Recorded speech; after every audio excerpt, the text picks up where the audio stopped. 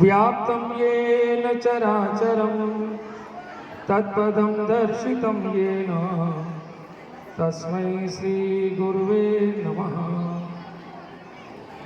हम सबके परम आदरणीय,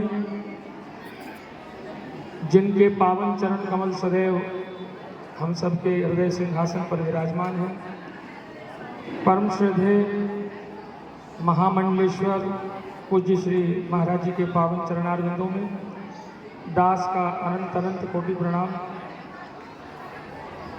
उनके सामिप्य में ही आदि बद्री से पधारे श्री ओंकारेश्वर शिवालय पीठाधीश्वर परम श्रद्धेय पूज्य श्री महाराज जी के पावन चरणों में अनंत कोटि प्रणाम।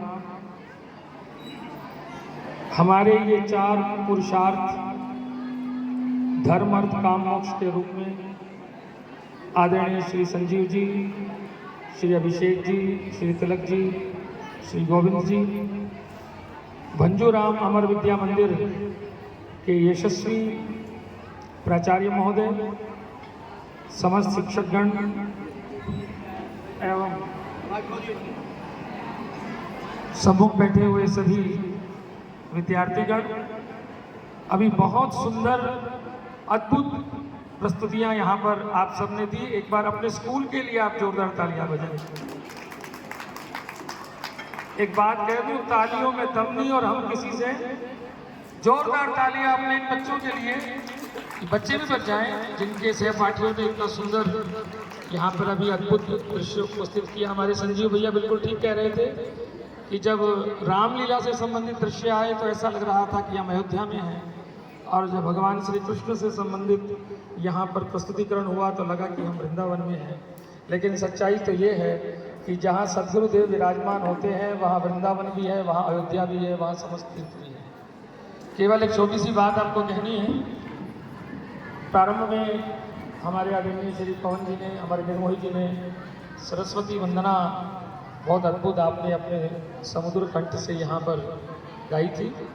और ये सरस्वती का मंदिर है, ये विद्यालय विद्या मंदिर है, सरस्वती का मंदिर है। रामचरितमानस में मति शब्द अनेकों बार आया और कई कई जगह उपसर्ग अलग करके और भी अद्भुत रूप में आया। मति मतलब बुद्धि, और भगवती शारदा बुद्धि की प्रदाता है, बुद्धि की देवी है, विद्या की देवी है। मति, सुमति, स्वमति, निर्मल मति, कुमति, निजमति, ऐसे अनेक शब्द रामचरितमानस में मति के साथ आए हैं। मुझे केवल आपको इतना कहना है कि मति तो भगवान ने सभी को दी है, क्योंकि एक छोटा सा कीड़ा भी जानता है कि मुझे अन्न खाना है, एक छोटा सा जीव भी जानता है कि मुझे अपने प्राणों की रक्षा करनी है, मुझे अपनी उदर पूर्ति करनी है। इसलिए ये कहा जा सकता है कि हर जीव को कम या ज़्यादा उसके परिमाण के अनुसार मति तो भगवान ने सबको दी है, हमको भी दी है। मनुष्य हैं, इस जीव संसार में सर्वोत्कृष्ट हमें रखा गया है।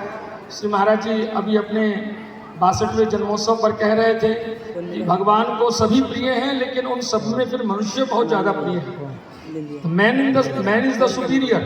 तो इसलिए मति हमारे पास भी है सबके हिसाब से, लेकिन हमारे पास एक छूट है, हमारे पास एक विशेष शक्ति है कि इस मति को हम और भी ज़्यादा डेवलप कर सकते हैं। मति भगवान ने दी, लेकिन इस मति को और ज़्यादा इसका विकास कर सकते हैं। कैसे? इस मति को सुमति बना सकते हैं, इस मति को निर्मल मति बना सकते हैं रामचरितमानस के अनुसार, इस मति को विमल मति बना सकते हैं। और कभी कोई ऐसा गलत संगत पड़ जाए तो ये मति कुमति भी बन सकती है। लेकिन जो मुझे यहाँ बात कहनी है कि मति को सुमति कैसे बनाया जाए, एक ही तरीका है मति को सुमति बनाने में, और वो है हम ऐसे अनुभव प्राप्त महापुरुषों के चरणों में बैठे जिन्होंने अपने अनुभवों से हमारे जीवन को गढ़ा है, ऐसे हमारे पूज्य माता पिता के चरणों में बैठ करके हम अनुभव ग्रहण करें, ताकि हमारी मति सुमति बन सके। इस स्कूल में दोनों ही संकाय हैं, वाणिज्य भी और विज्ञान भी। तो वाणिज्य संकाय में एक शब्द आता है एसेट्स, संपत्ति। संपत्ति भी अनेक प्रकार के, there are 7 type of assets, 7 प्रकार की एसेट्स होती हैं। करंट एसेट्स, लिक्विड एसेट्स, ऐसे बहुत सी। लेकिन हमारी रामचरितमानस एक बात अलग कहती है। हमारी रामचरित कॉमर्स तो ये कहता है कि संपत्ति होनी चाहिए, रामचरितमानस कहता है सुमति होनी चाहिए। सुमति है तो संपत्ति अपने आप आ जाएगी। जहाँ सुमति तहाँ संपत्ति नाना।